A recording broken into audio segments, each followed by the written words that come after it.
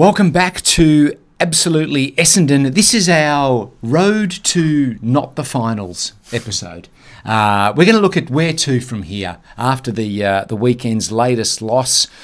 What is in store for the rest of the year? Obviously, we know the games that we have ahead of us, but even taking a wider perspective from that, because do you think down at the hangar this week, today? What are they doing? What are they doing? Are they as wound up as us, do you think? Or are they just like, oh, well, that's just the way it goes. Right. We're still building. Yeah. Or are they worked up, do you think? Have they got the same sort of gut-wrenching vibe that we have? Look, who knows? The vibe may be one of calmness. They always knew this was going to be the case. Or it could be a little disappointed. I'm not really entirely sure, but I certainly know what I feel. And I think I know how you're feeling. Yes. And let's hope that common sense prevails, because my concern right now, frankly, is that we're going to keep pushing for a finals place with a team that really isn't prepared or ready for that.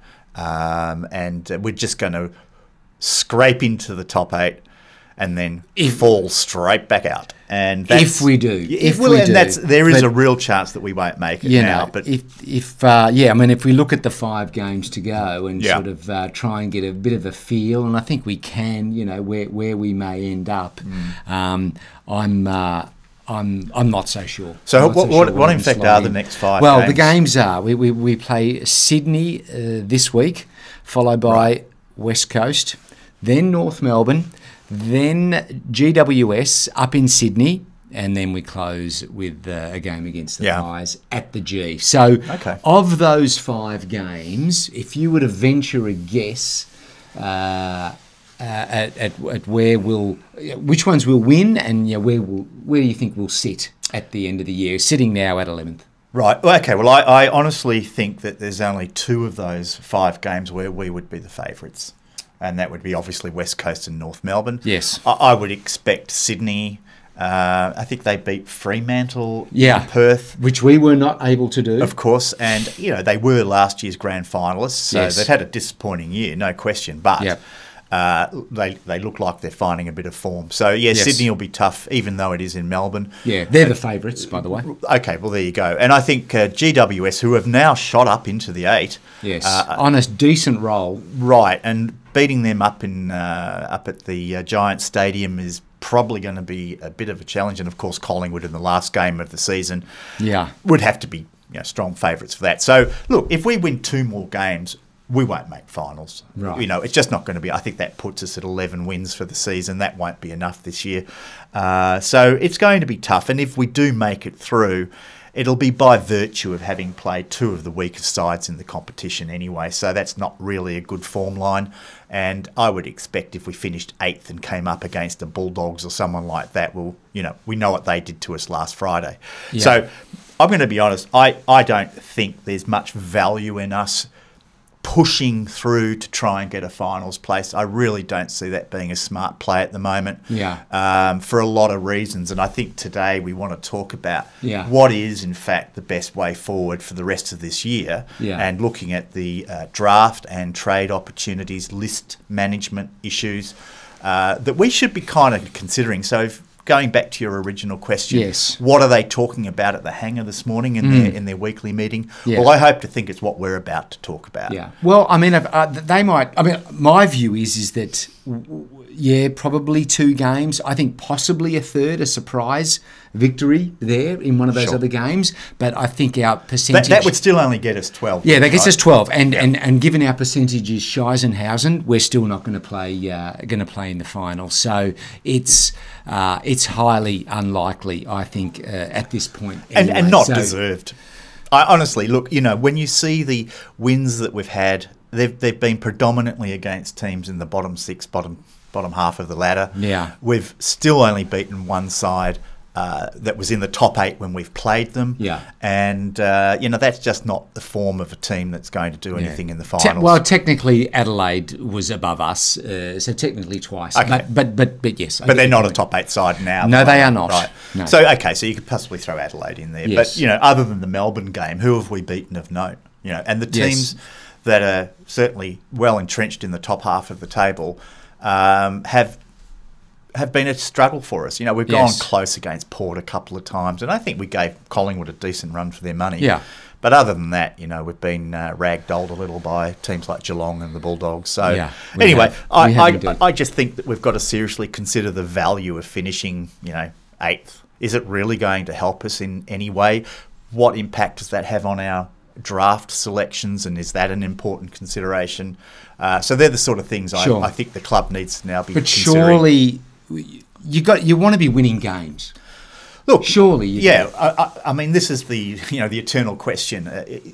Winning games is important. I get that, and I'm not saying we should be tanking. I don't believe that's a smart play.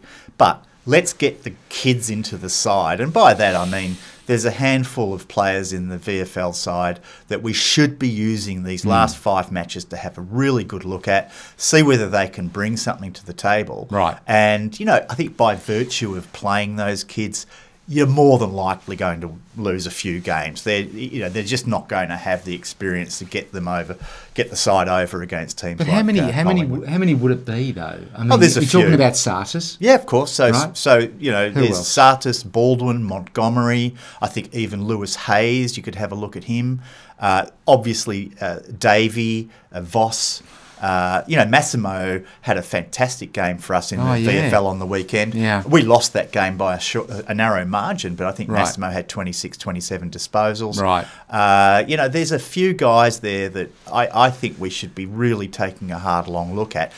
And on the flip side, there's a few guys in our senior side that have been given every chance and are not really sort of earning it at the moment. So I would agree. So I think that's the dilemma, and the outcome of that is that we might continue to fall further down the ladder.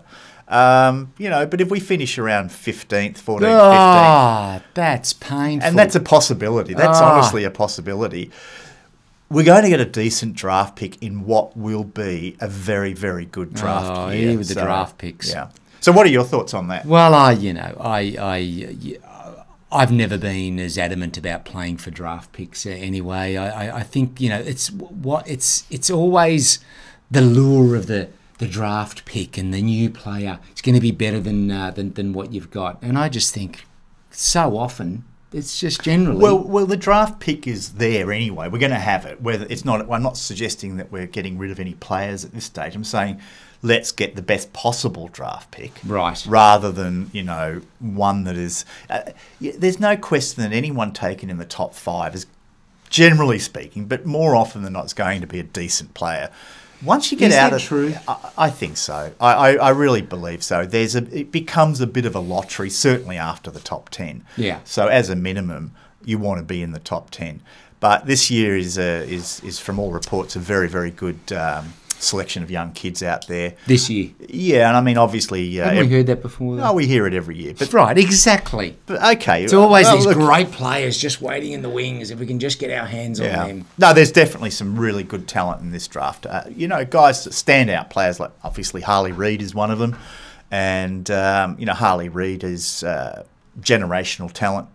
The kid is generally regarded as one of the best young players that's come through for a long time. Are we any chance to get him? Well, he's going to go at number 1 for sure. And but the interesting thing is he's already come out and said he's not interested in going to Perth. Now, I'm not sure how he can say that without that being classified as tampering with the draft. Right. But Archie Perkins did the same thing a couple of years ago where he said he was not interested in playing for a side outside of Victoria. So I think these kids and through their agents are now making it pretty clear that you draft me West Coast Eagles, I'm leaving in 2 years.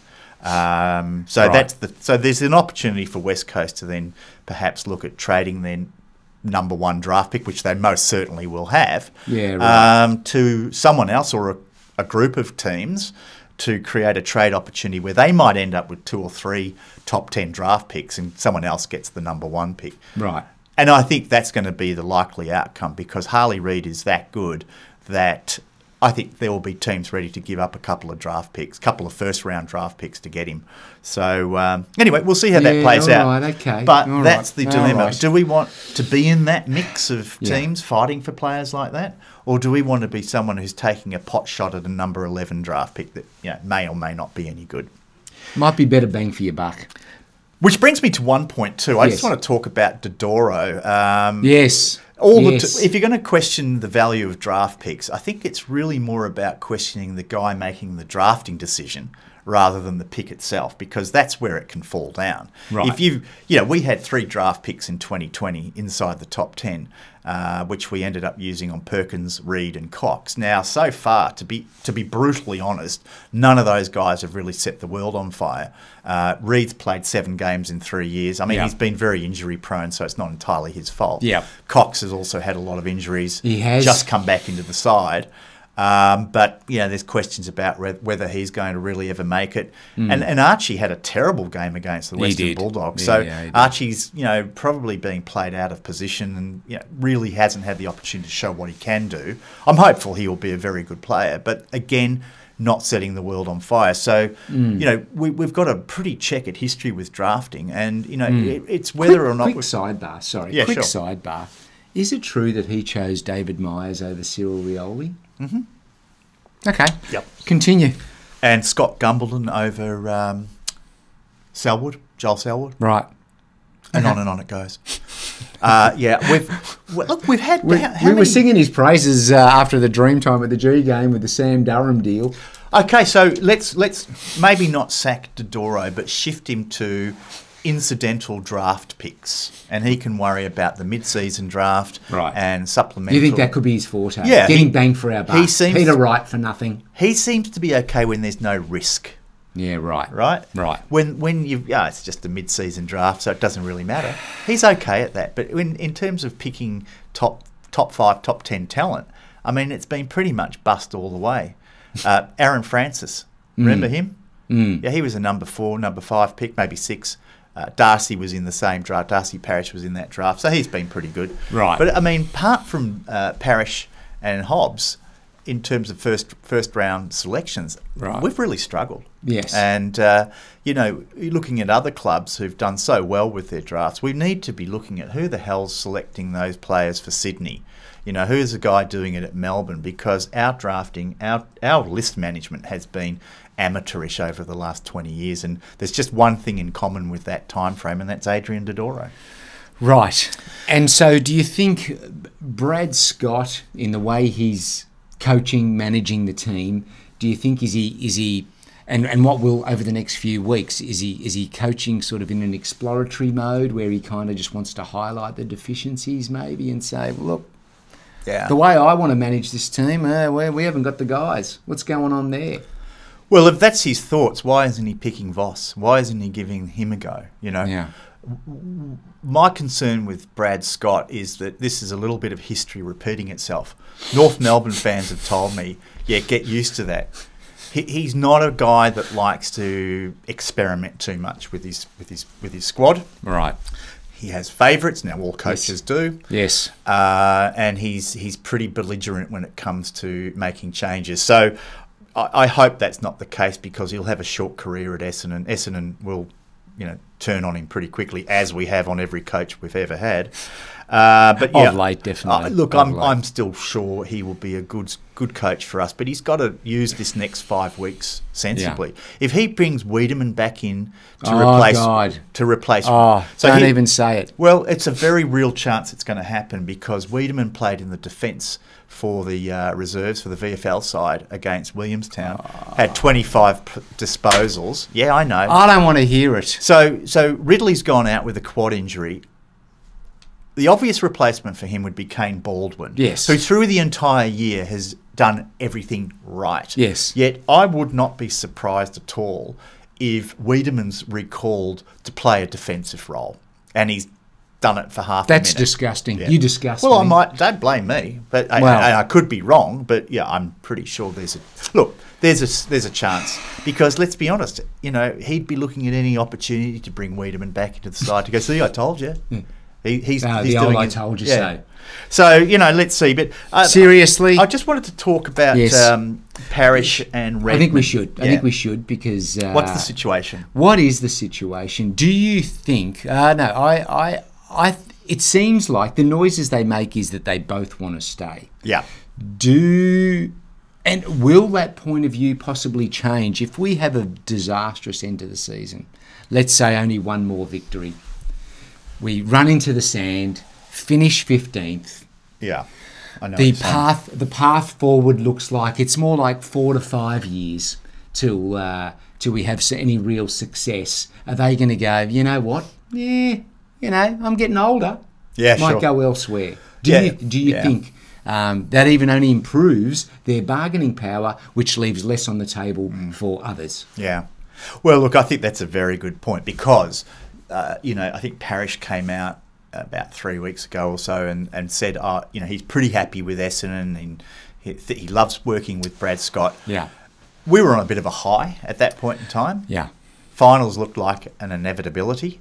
I wonder whether he's feeling quite that way at the moment. And, he might, in fact, be going, we're not really going anywhere in a hurry here. And I think Parish is 25, might be 26. Yeah. He's got 4 or 5 good years of footy left in him. Yeah. Big paycheck. Could be considering another option now. Yeah. Redmond, I think of the two, Redmond's the one who's probably more likely to go. And he certainly has said that at some stage he'd like to head back to Adelaide. Now, here's the thing. We've got a lot of flaws with our list. There's some real holes in our team structure. What we have an excess in is medium, small-sized midfielders. Right. Darcy Parish is one of those. But Darcy Parish is definitely a player with currency. And if we're smart, I think we'd let Parish go. If nothing else, look for a trade option with Geelong or whoever it is, and get back a first-round draft pick or more, and use that to find the players that we really need. And I want to come to that now in terms of what's the challenge for us from a list management point of view. Sure. And how can we use the currency we have in players like Parish and Redmond and other players to fill some of those holes. And I think there's been a lot of speculation about us chasing big-name players because we've got this war chest of about $2 million in our salary cap that we can use. Right. So let's have a look at that and perhaps talk about that. But before we do, so first of all, so just to recap, Redmond is a throw the kitchen sink at type of player. I'd love to keep him. Retain at all Wouldn't costs. You? Sure. Without a shadow of a doubt. Instead of chasing all these other potential picks, I'm like, a sure thing is a sure thing. Yeah. Keep him, right? I would agree with that. Agree with that. Right. Now, with Parish, I would still say, is it a bit of a gamble to let him go for these other potential picks, given that he still does attract the ball? Yes, we've had some efficiency issues, but the devil you know principle. But I think what you're saying is the Moneyball principle is what we can get is probably worth far more. Look, and that's the only way I'm looking at it now. Parish is a great player, and we certainly would not be in a worse place if he stayed. For sure, he's a very good player. But because he's a very good player, we should be able to exploit that in a trade. Yeah. He's a free agent, but I think Essendon would pursue a trade option rather than just letting him go on free agency. Yeah. We have a pretty solid lineup of players to fill the void.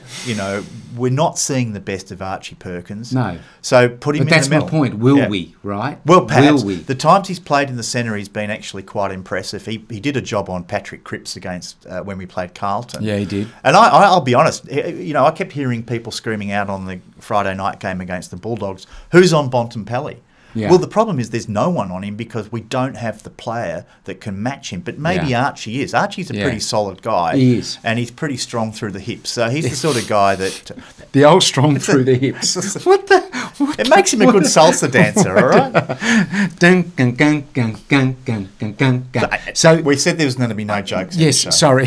Right. This is serious This stuff. is a gag-free. It's a gag-free episode. On that point, you mentioned Carlton. Do you remember straight after the Carlton game, if I may reminisce? Sure, go for it. You know, this is the moment in the TV show where there's a montage and there's sort of like all these great moments from previous episodes, which, you know, we'll never experience again. I'll work on that. Remember, see how we go. Remember after the Carlton game how we sort of said that we'd kind of switched positions with Carlton from the previous season, and we were having the season that that they should have been having, you know, sitting up there in the top 8, nice and cosy. Hasn't aged well. Oh, has it? my God. They are coming home strong, and we are just... with the wettest of sails. Oh, my God. We are running into the sand so deep, them, so deep. But just how quickly things can change. Well, they can. How So turn. your point saying... Were we too smug?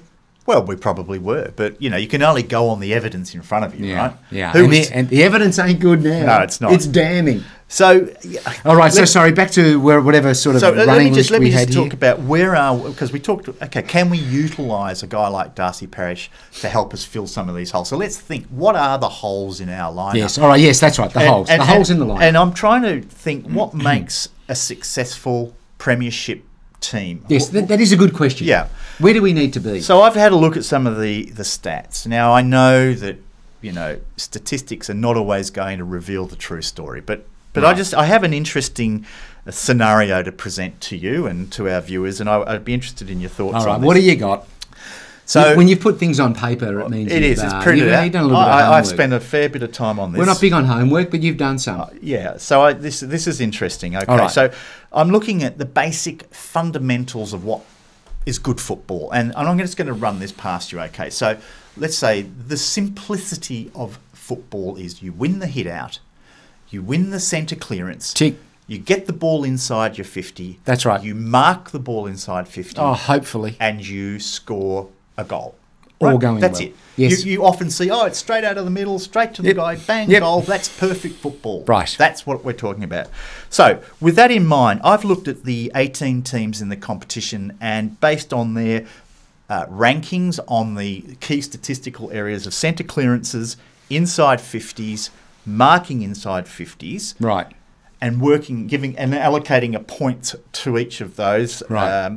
The top 5 teams in the competition. Let me guess, we're not on top. No, we're not. We're not. Right. We actually sit about where our ladder position is at the moment. But the top 5 sides in terms of centre clearances, kicking the ball inside 50, right. marking inside 50, and then scoring efficiently. Yep. The top 5 are Brisbane Lions, Port Power, Melbourne Demons, Geelong Cats, and the Collingwood Magpies. Interesting. And that's pretty much your top 4 on the ladder. Yeah. Right? That is. So if those are the stats that count, now we're, by the way, ranked at 11th in terms of that. Interesting. But in terms of marking the ball inside 50, how do we go with that? We are not good. We are well down. Is it? No, it's actually not on this piece of paper. Right. Okay. It's actually on your computer screen. Let me pull that up on the PowerPoint. So we're ranked 11th in the competition for marking inside 50. Now that seems to be getting worse because despite having Peter Wright back, he's not marking the ball at the moment. His marking is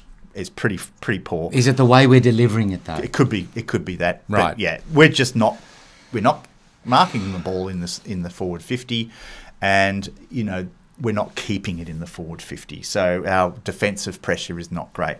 So we need to look at that, and I think that the most important player that we need to bring into this side is a key forward. Yeah, right. That will complement Peter Wright and provide a second reliable target, and I'm afraid Sam Wiedemann is not that option.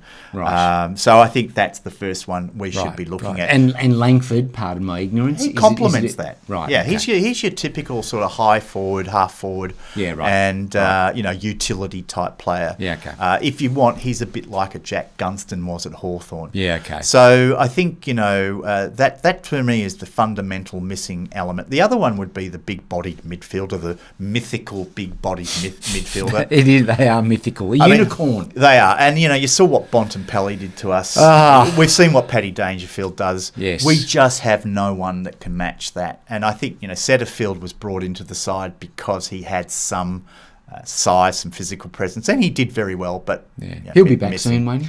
So to me, if you can find a player he's not with us anymore. But if we can find a player that can or players that can fill those two key roles. Who are you? Have you got anyone? Is anyone do you have out any there? thoughts? I'm doing all the talking. Yeah, no, I don't have any thoughts on that. Well, I don't really either. No. Come on, I know you'd be observing. Anyone out of contract or even in contract? No, not really. I mean, not in terms of. There's a lot of talk about us chasing defenders like Ben Mackay. Because are we okay in the defence department? Look, I would have thought so. I don't think Ben Mackay is going to be the answer to our problems. I don't think so. Yeah. He does pretty well. He's injury prone. He's injury prone. Is he? Yeah, he's missed a lot of football. Right. But he's one of Scotty's favourites, so he might be in the gun. Right. But he's not the answer to our problem. We actually have a pretty reasonable depth in our defence, and we're yet to see the best of guys like Reid, Lewis Hayes, who's been quite impressive in the VFL side. Right.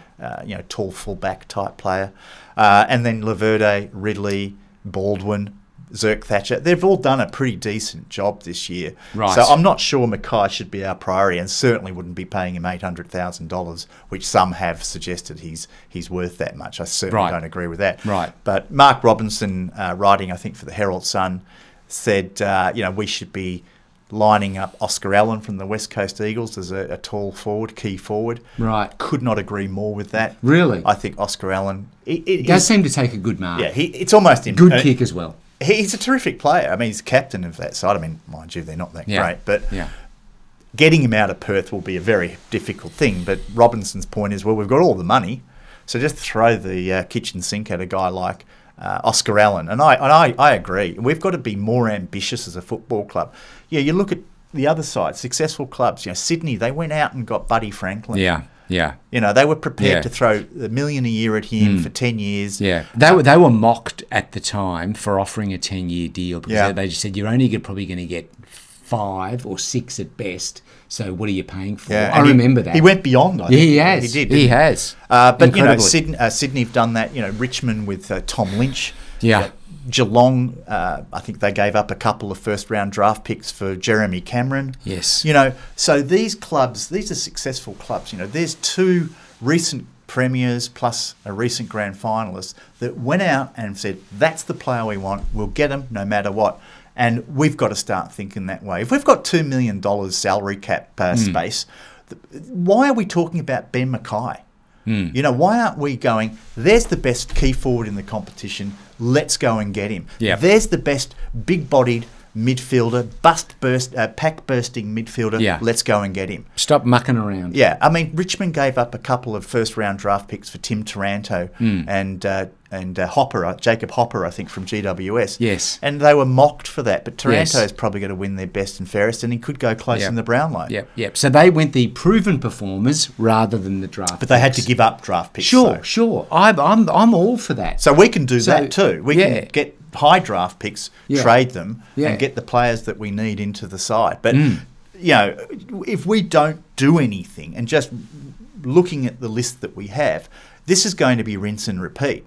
We will be looking at this, the same thing next year, the same thing for the year after. If this club doesn't get ambitious and doesn't want to chase a premiership the way that the successful clubs do, we will continually be 11 wins, 11 losses, and a percentage of around 98%. Yeah. That's the future for us. But your stats where you talk about that, I mean that was good. But isn't the key stats as well is where you've got the bulk of your players aged between 24 and 26 and having played between 100 and 150 games. That's when they talk about your window of strength, where you're more likely to pull off a premiership. And so aren't we outside of that at the moment because we've got a lot of younger guys that haven't even played 50 games. So what was the age bracket? 24 to 26. Right. So our average age is about 24 and a half years.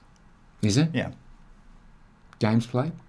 I think it's around 70 or 80 or something like that. Okay. Yeah. All right. Okay. But anyway, 80 games is enough. You reckon? Honestly, yeah. I mean, there's no excuses. The Baby Bombers certainly defied that, didn't they? Well, they did, but they also had a handful of very experienced players like Salmon and Watson, Thompson, Harvey. That's true. So, so that balanced it up, Our list profile right now is actually pretty good, I think. What we're lacking is some senior leadership You know, our guys that are, say, 28 to 32, we've only got a handful of those.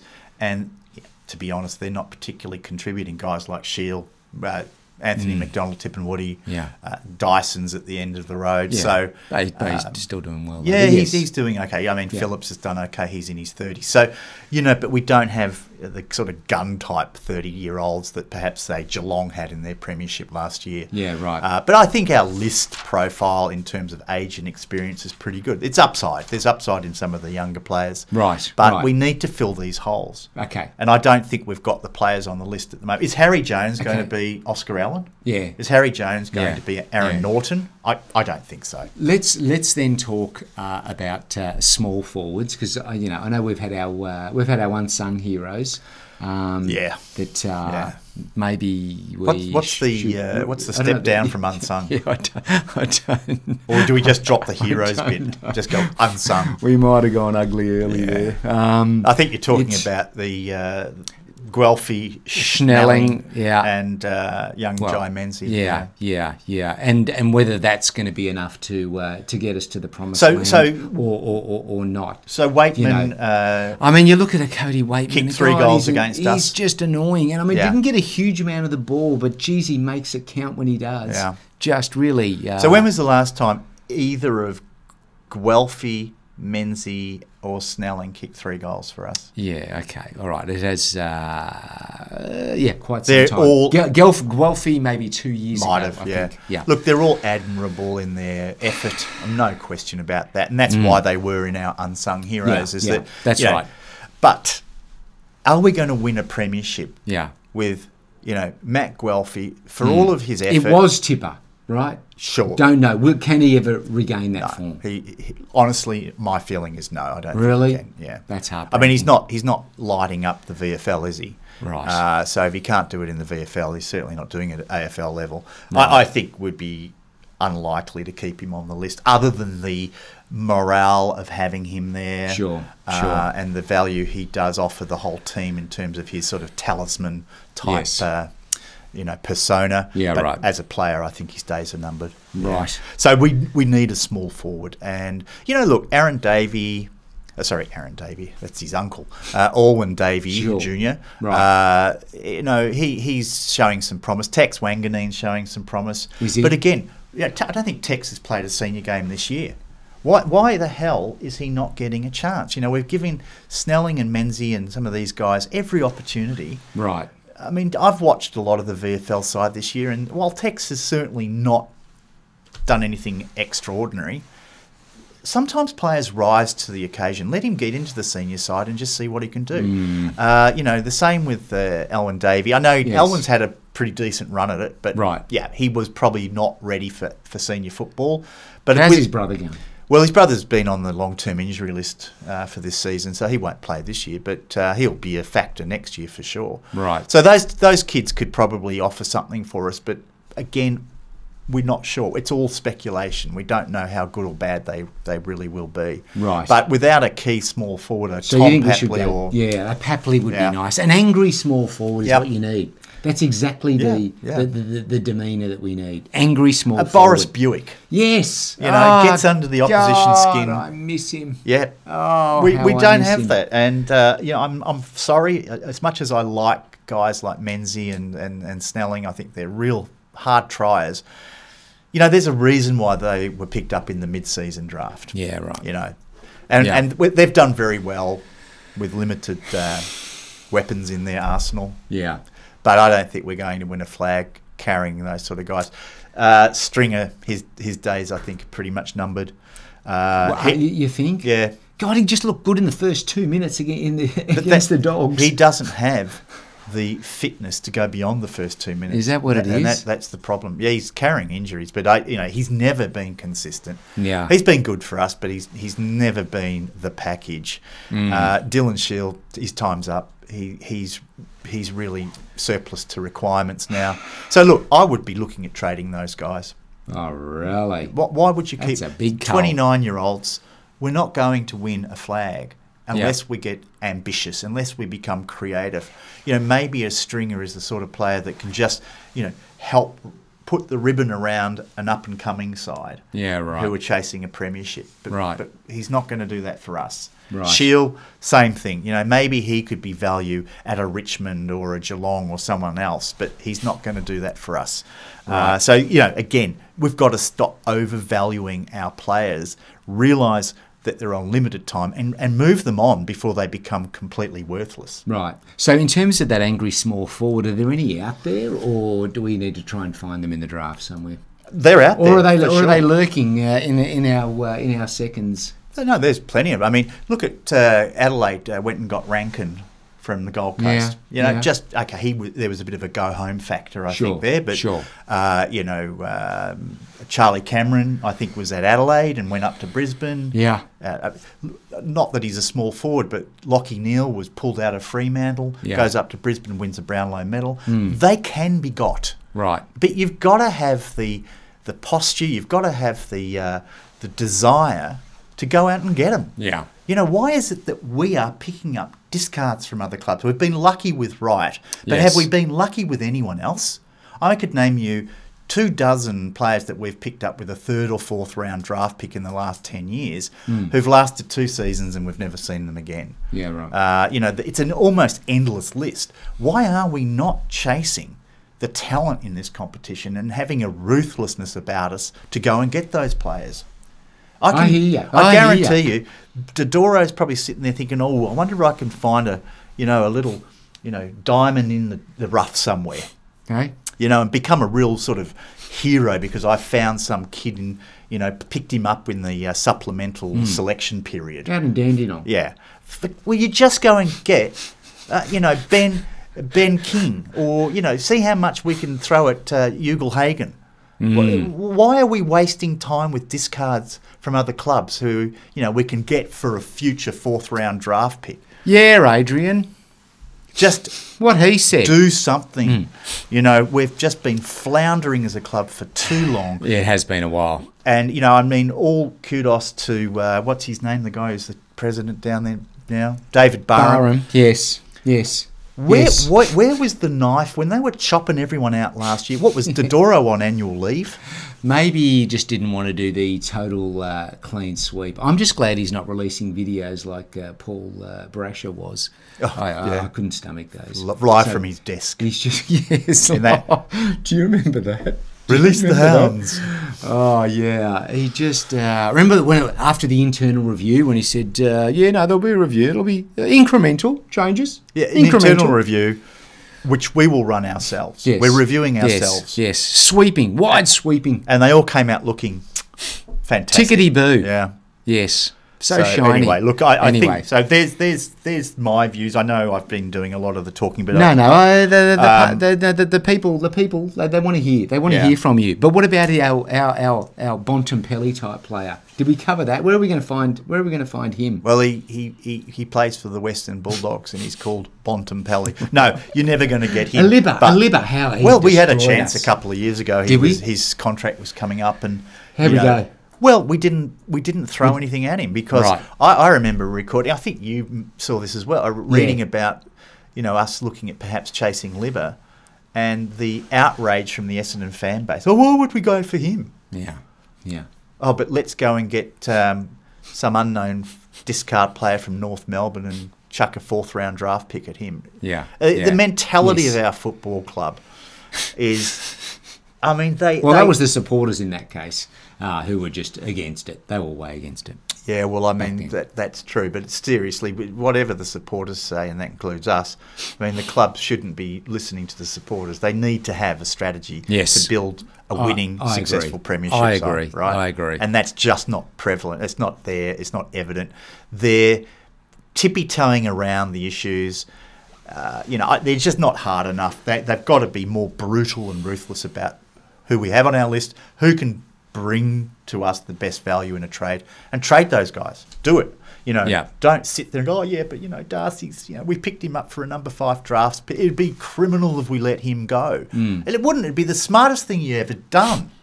and go out and get Oscar Allen. If we get the right value, right? What would you think if I said, oh, you know, Parish is gone, but we got Oscar Allen? I'd be a bit excited. Yeah. So that's what we've got to do. Hey, that's enough from me. I would be a bit excited. Yeah, of course. All right. Would be. Well, so the run home.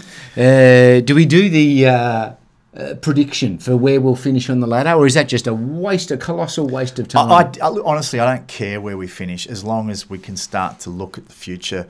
I know this is the first year in the Brad Scott era, but I tell you, if Brad Scott's thinking this is a side that can win him a premiership, boy, oh boy, we've got some problems. Yeah. They will not. And I love what we've done this year, but we're only 2 games further advanced in wins than we were under Brad. I know. That's what hurts. Yeah. That's what hurts. We might need to take back everything we said about Truck.